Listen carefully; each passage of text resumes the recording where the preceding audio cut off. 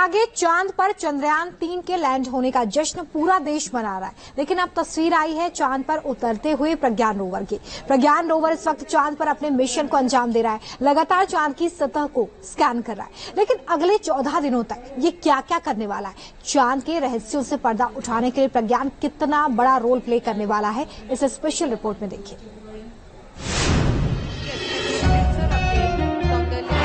देख सकते हैं कि हम लैंडर मॉड्यूल कुछ इस तरह चंद्रयान-3 का प्रज्ञान रोवर विक्रम लैंडर से बाहर निकला और चांद की धरती पर अपने मिशन पर निकल गया।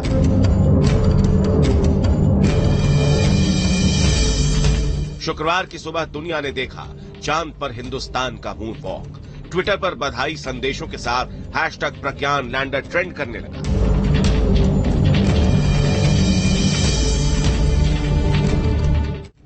प्रज्ञान रोवर का चांद पर उतरना भारत के मून मिशन का अगला हिस्सा ही है।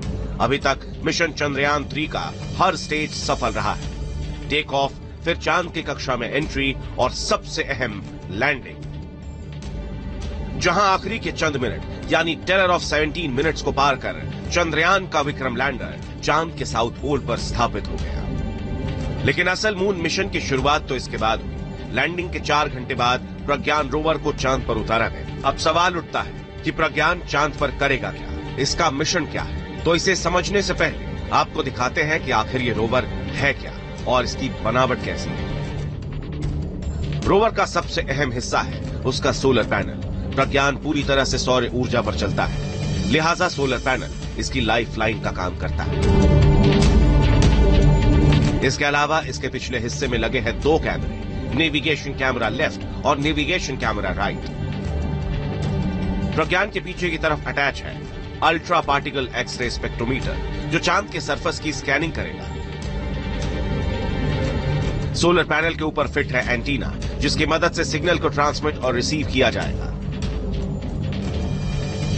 प्रज्ञान रोवर में खास तरह के व्हील्स लगे हैं। इनकी खासियत यह है कि ये किसी भी चट्टान को आसानी से पार कर सकते हैं। इसके अलावा एक और खासियत है, ये जहां से भी गुजरेंगे इसरो के लोगो और अशोक स्तंभ के चिन्ह की छाप छोड़ते जाएंगे। अब आपको समझाते हैं कि आखिर प्रज्ञान रोवर चांद के किन इलाकों में जाएगा और ये काम कैसे करेगा। चांद पर कौन सा देश कहां पहुंचा, ये देखिए। अमेरिका और रूस के मून मिशन ज्यादातर चांद की भूमध्य रेखा के आसपास रहे। चीन चांद के नॉर्थ पोल के थोड़ा करीब जा पाया, लेकिन भारत उस जगह पर पहुंचा है जो सबसे कठिन था, यानी चंद्रमा का साउथ पोल। चांद के इस इलाके में गहरे गहरे गड्ढे हैं, ऊंची चट्टानें हैं, लेकिन प्रज्ञान में लगे कैमरे चांद के सतह को पूरी तरह से स्कैन करने में सक्षम है। स्कैन करने के बाद ये मैपिंग कर विक्रम लैंडर के जरिए इसरो के कमांड एंड कंट्रोल सेंटर में भेजी जाएगी और इसके बाद कमांड सेंटर आगे का आदेश देगा। इसी तरह से प्रज्ञान चांद पर भारत की अमिट छाप को छोड़ता हुआ आगे बढ़ता जाएगा। अब दिखाते हैं कि आखिर चंद्रयान का मेन मिशन क्या है। प्रज्ञान रोवर चांद पर क्या खोजने गया है।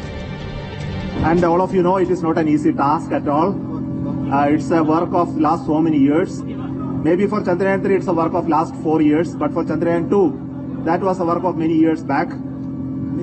And the learning that we got from Chandrayaan-2 of our unsuccessful attempt to soft land has really helped us in perfecting the methodology and also to have large number of experiments tests to prove the process of landing.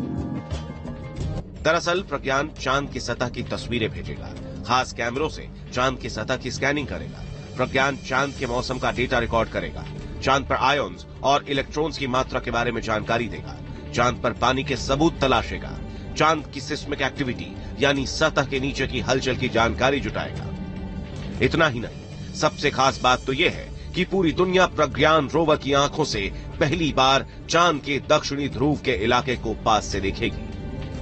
Pragyan 1 lunar day तक चांद पर रहेगा। चांद पर 1 दिन यानी धरती पर 14 दिन। चूंकि चांद पर 14 दिन उजाले के बाद यानी अगले लूनर डे रात रहती है, तो इस दौरान सोलर पावर से चलने वाला प्रज्ञान काम नहीं कर पाएगा। हालांकि वैज्ञानिकों का कहना है कि प्रज्ञान और विक्रम एक अतिरिक्त लूनर डे काम कर सकते हैं और कुछ संभावना ऐसी है कि ये अगले लूनर डे को रिचार्ज भी हो सकते हैं। चांद पर घूम रहे प्रज्ञान रोवर से पूरी दुनिया को बहुत उम्मीदें हैं, क्योंकि उम्मीद यही जताई जा रही है कि चांद के साउथ पोल पर जिस जमे हुए पानी का जिक्र बार बार होता है, अगर प्रज्ञान ने इससे जुड़े सबूत ढूंढ निकाले तो ये इस सदी की सबसे बड़ी खोज हो सकती है। Team news nation.